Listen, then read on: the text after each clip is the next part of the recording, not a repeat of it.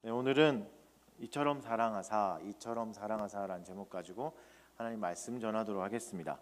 하나님이 아브라함을 선택하셨습니다. 잘 아시다시피 아브라함은 우상을 섬기던 사람이었습니다. 하나님을 전혀 몰랐던, 하나님을 섬기지 않던 우상을 섬기던 아브라함을 하나님이 부르셨습니다. 그에게 복 주시겠다고 약속하시고 불러내셨습니다. 하늘의 별과 같은 자손들을 주겠다, 네 자녀가 이렇게 많아질 것이다 하면서 약속하시고 부르셨습니다. 오랫동안 하나님과 동행하면서 아브라함의 믿음이 조금씩 자랐습니다.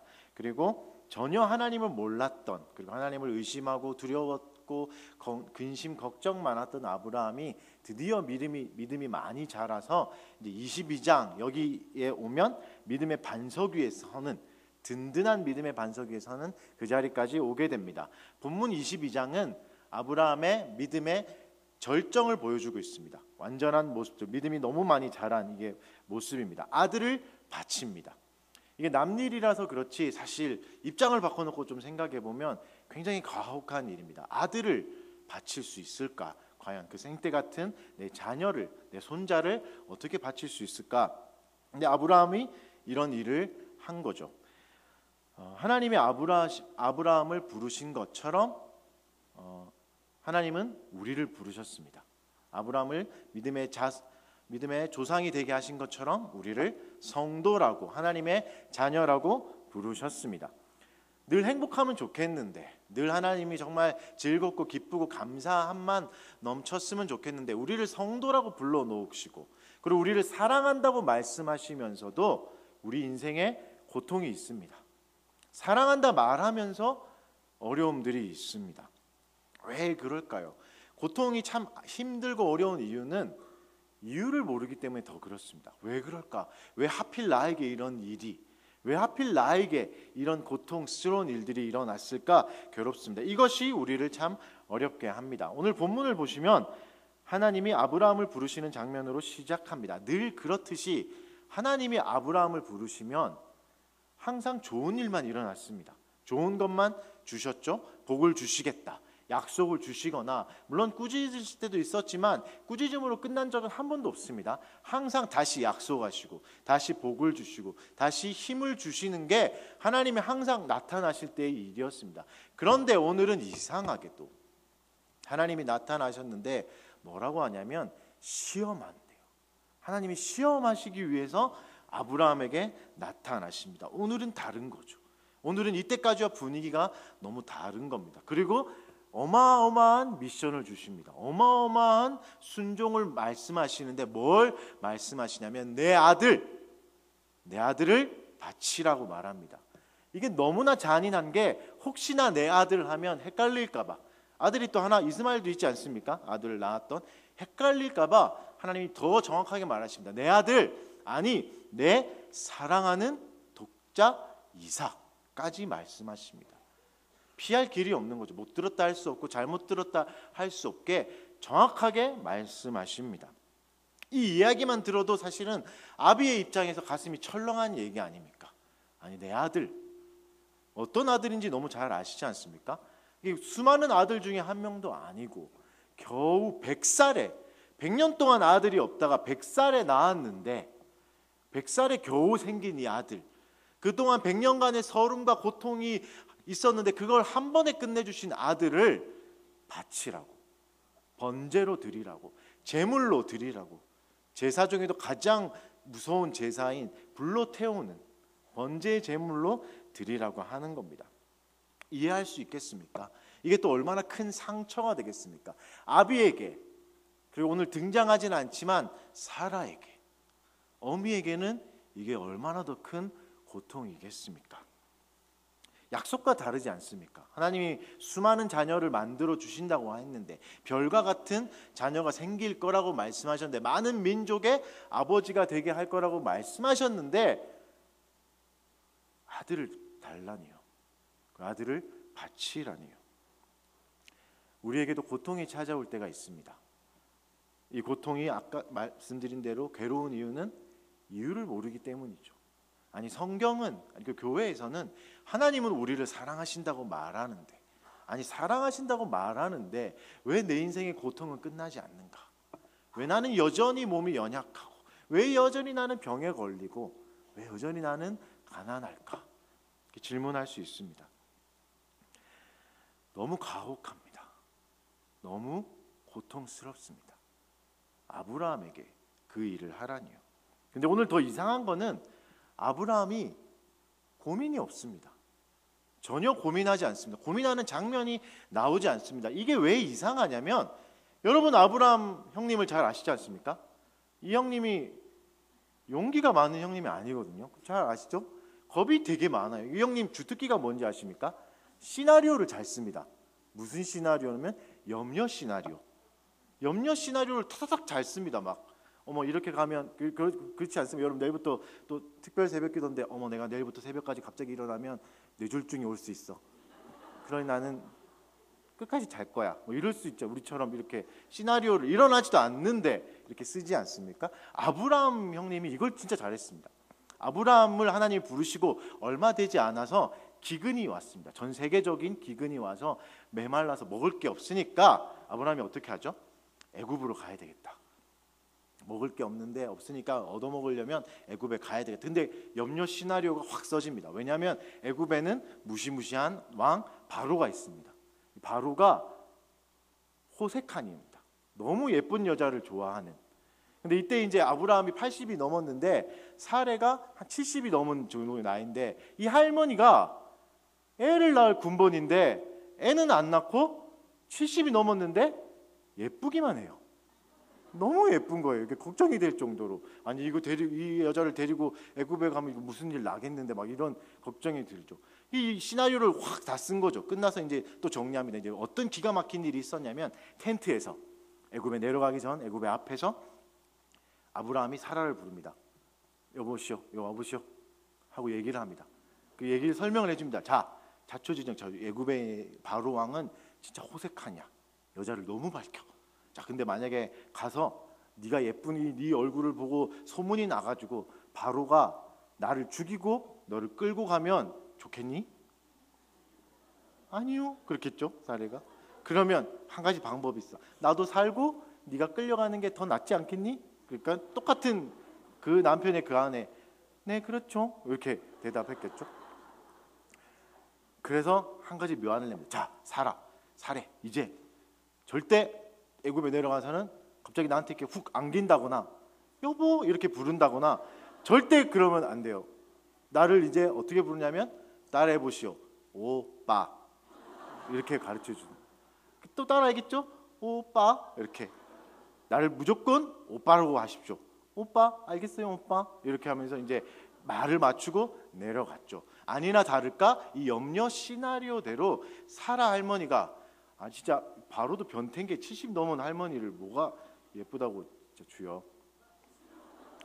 우리 70 넘으신 어르신들 아직 소망이 있습니다. 바로 같은 사람이 나타날 수 있습니다. 하여튼 이 사라를 데리고 가는 거죠. 데리고 갈 때 이제 어떻게 하죠? 오빠 안녕 이러고 데리고 이제 쫓겨나서. 여러분 이게 굉장히 여러분 웃으시지만 굉장히 심각한 문제입니다. 이게 왜냐하면 이게 잘못되면 마태복음 1장이 바뀔 얘기예요. 마태복음 1장에 족보가 나오지 않습니까? 아브라함이 이삭을 낳고 이삭이 야곱을 낳는데 이게 잘못되면 어떻게 되죠? 아브라함이 이삭을 낳기 전에 사라가 바로에게서 바로 새끼를 낳고 막 이렇게 돼가지고 안 그래도 긴 족보가 더 길어질 위험에 처했을 때 드디어 하나님이 나타나셔서 바로에게 나타나셔서 음향 효과로 바로 이놈 새끼야 숨 그만 쉴래? 막 이래가지고 깜짝 놀란 바로가 다시 보내가지고 막 상도 주고 막 줘서 보낸 하나님이 수습해 주신 이 이야기를 잘 알고 계시죠? 이렇게 아브라함이 걱정이 많았던 사람입니다. 걱정이 많았던 것뿐만 아니라 근심 시나리오, 염려 시나리오를 너무 잘 써서 어떻게 하면 피할까? 어떻게 하면 도망갈까? 어떻게 해야 살아남을까?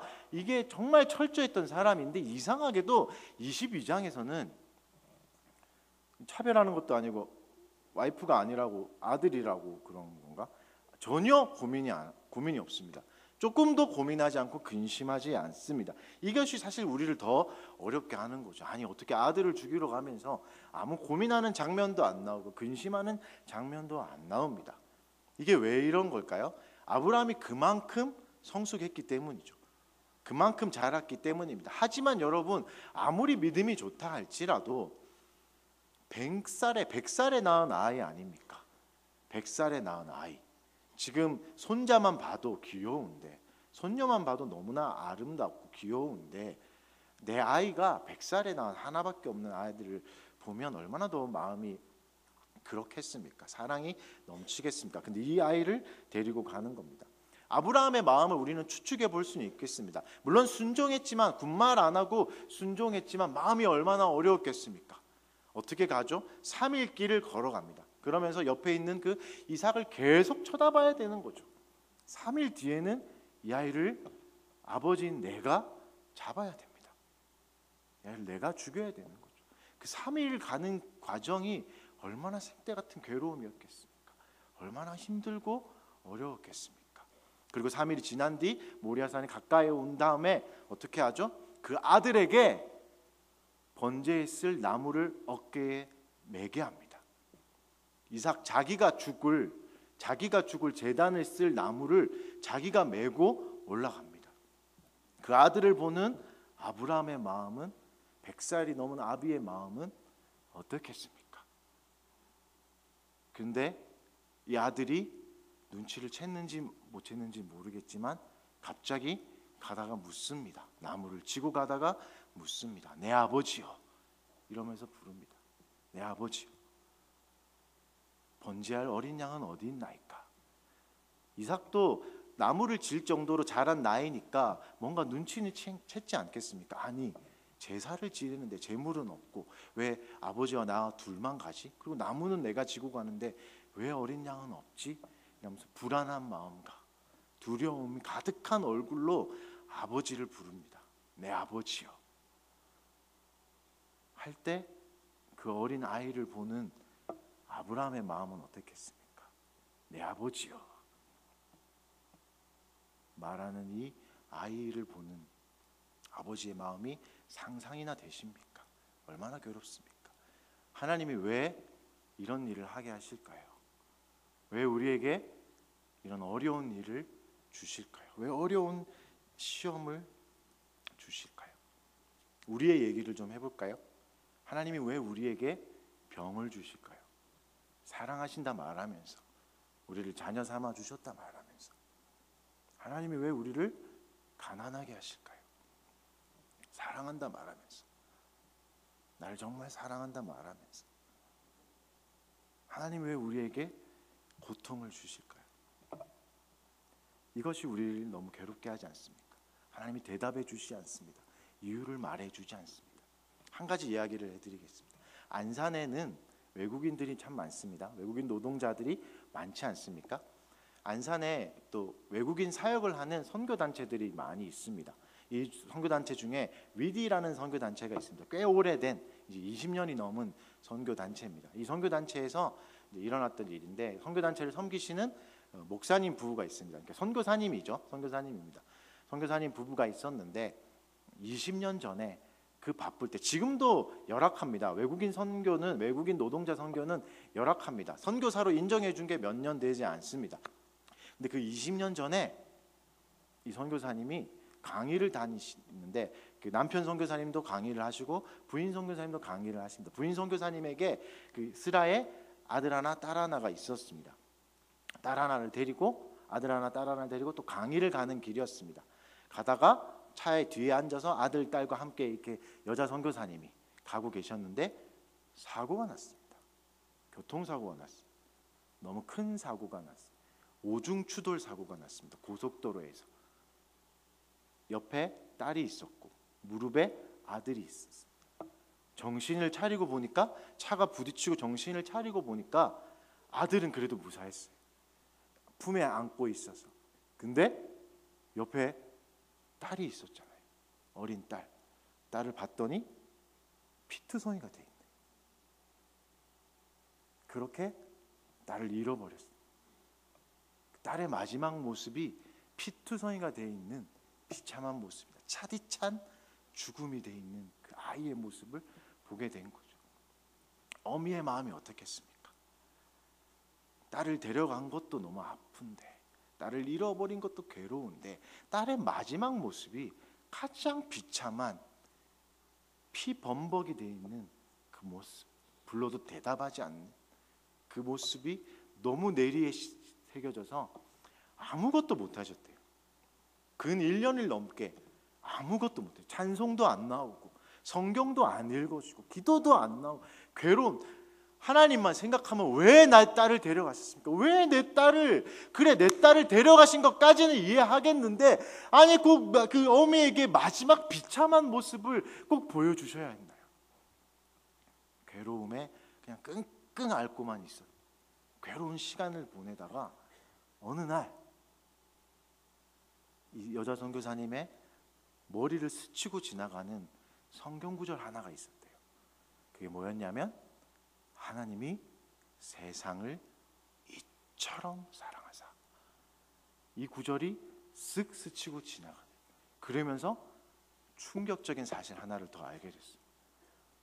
그렇지, 나도 내 딸의 피투성이 된 모습을 봤지만 하나님도 보셨구나. 하나님도 자기 아들의 피투성이 된 모습을 보셨구나. 하나님도 자기 아들을 비참하게 십자가에서 잃어버리셨구나 하면서 그 말씀 가운데 하나님의 마음이 쏟아져 내리더래요. 마음 안에 하나님의 마음이 부어져 내리더래요. 이때까지 십자가는 예수님 혼자 지고 가신 십자가인 줄 알았는데, 예수님 혼자 힘들게 고난받고 고통당하신 십자가인 줄 알았는데, 그것뿐만 아니라 그 십자가를 지켜보아야만 했던 아버지 하나님이 보이는 거죠. 아버지 하나님이 보이는 거죠. 그러면서 이 구절, 요한복음 3장 16절이 삶에 새겨지더래요. 하나님이 이처럼 세상을 사랑했다는 말이 무슨 말인지, 자기 아들을 내어줄 만큼 사랑했다는 말이 무슨 말인지 드디어 이해가 됐었습니다. 사랑하는 여러분, 괴로운 가운데 계십니까? 여전히 예수 믿었는데 가난하십니까? 아니 예수를 믿었는데 병에 걸리셨습니까? 이해되지 않는 아픔 가운데 있습니까? 하나님 너무 가혹하십니까? 아브라함에게 너무 가혹하십니까? 다시 본문을 한번 보십시오. 아브라함이 뭘 봤죠? 자기가 죽을 나무를 지고 가는 이삭을 바라보고 있었습니다. 자기가 죽을 나무를 지고 가는 이삭을 바라보는 아브라함에게서 하나님이 보이십니까? 자기가 죽을 십자가를 메고 가는 아들 예수 그리스도를 지켜만 봐야 했던 아버지 하나님이 보이십니까? 내 아버지여, 번제할 어린 양은 어디 있나이까 하면서 순수하게 물었던 아들을 그냥 지켜만 봐야 했던 아브라함에게서 십자가에 매달려서 엘리 엘리 나마 사박다니, 나의 하나님 나의 하나님 어찌하여 나를 버리시나이까 외침에 생애 처음으로 한 번도 기도를 거절하신 적이 없는 그 아들의 기도를 거절하셔야 됐던, 못 들은 척 해야 됐던 아버지의 마음이 보이십니까? 하나님이 우리를 사랑했다는 말은 이런 말입니다. 하나님 왜 우리에게 이런 아픔을 주십니까? 하나님 왜 우리 엄마를 그렇게 데려가십니까? 왜 나에게 이런 가난을 주십니까? 왜 나를 이렇게 병이 되게 하십니까? 할 때 내밀어 주신 하나님의 사랑은 십자가였습니다. 그 십자가에 뭐라고 적혀있죠? 내가 이처럼 너희를 사랑했다. 내가 이처럼 너희를 사랑했다. 내가 이처럼 너희를 사랑했다. 내 아들을 줄 만큼, 내 아들의 비참한 모습을 볼 만큼 나는 다 참아냈다. 사랑하는 여러분, 하나님이 이처럼 세상을 사랑하셨다는 말에는 절대 우리 삶에서는 일어나서는 안 될 아들이 비참하게 죽는, 내 손자가 손녀가 비참하게 죽는, 찢겨서 죽는, 가장 외롭고 사람들에게 버림받아서 비참하게 죽어야 되는 그 일들이 담겨져 있어요. 하나님의 사랑 여기에 담겨져 있습니다. 과하십니까 하나님? 하나님이 너무하신 겁니까? 아니요, 그렇지 않습니다. 아들을 주신 그분 앞에 누가 과하다 말할 수 있겠습니까? 로마서 5장 8절에 뭐라 말하셨죠? 우리가 아직 죄인 되었을 때 그리스도께서 우리를 위해 죽으심으로 하나님이 우리에 대한 자기의 사랑을 확증하셨습니다. 아들을 내어주시고 확증하셨습니다. 과한 걸 요구하는 하나님인가요? 아니요, 그렇지 않습니다. 과한 걸 주시고 우리를 부르시는 분이 하나님이십니다. 아들을 주시고 우리를 인도해 가시는 분이 하나님이십니다. 하나님이 줄 수 있는 최고의 것을 주시고 우리를 초대하시는 분이 하나님이십니다. 이 사랑이 있다면 무엇을 못하겠습니까? 오늘 1절 말씀이 뭐라 말하죠? 그 일 후에, 수많은 인생의 일 후에 아브라함은 이 믿음의 절정에 섰습니다. 사랑하는 성도 여러분, 우리에게 그 일 후는 무엇이죠? 예수 그리스도의 십자가입니다. 2000년 전에 그 십자가, 아들을 내어놓으시고 생때 같은 아들의 부르짖음을 처음으로 무시하셔야 됐던 그 하나님의 사랑이, 그게 우리에게 그 일 후가 됩니다. 십자가를 경험하셨습니까? 십자가가 정말 나에게 자랑이 되셨습니까? 우리에게 더한 무엇이 필요하겠습니까? 아들을 주신 사랑이 있는데, 죄인 되었을 때도 우리를 사랑하신 하나님의 사랑이 있는데 어디를 못 가겠습니까? 무엇을 못 하겠습니까? 새벽기도 그거 왜 못 하겠습니까? 아들도 주셨는데. 선교 왜 못 가겠습니까? 아들도 주셨는데. 그 사랑이 우리를 아직도 붙잡고 있는데, 복음이면 충분합니다. 더 할 게 없습니다. 우리 시간에 다 같이 한번 기도합시다.